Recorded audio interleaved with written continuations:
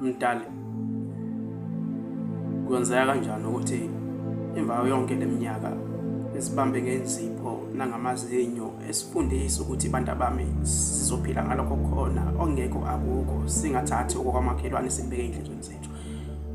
Mdali, kwenzeka kanjani ukuthi yonke leminyaka kade nami ngithole kanzima ngizama ukufuna ikhono lami mase kuqala kukhanya wena usuyamthatha.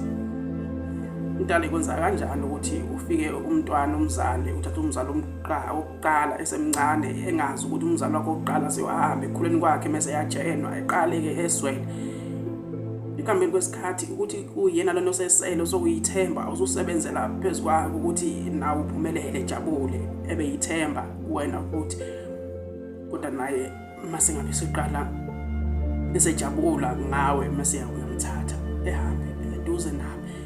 Kwenzeka kanjani mdala ukuthi uthathe isizathu okuyisona esiphelelisiweyo sokujabula enhlizweni yomuntu? Kwenzeka kanjani ukuthi uthathe umzali okuyena oselithemba lo mntwana ngoba njalo ekuseni mazivuka sibona inhlanzi yelanga kuba khona umuntu esimsebenzelayo ukuthi uma nje ejabule yena kulungile? Kuyenzeka kuba abantwana bethu uma ngabe singenayo umntwana kube umzali wethu nokuba abazali bethu. Kwenzeka kanjani mdala ukuthi uthathe umuntu mengabe siqala siphumelela sonke lesi sikhathi kade khona enathi?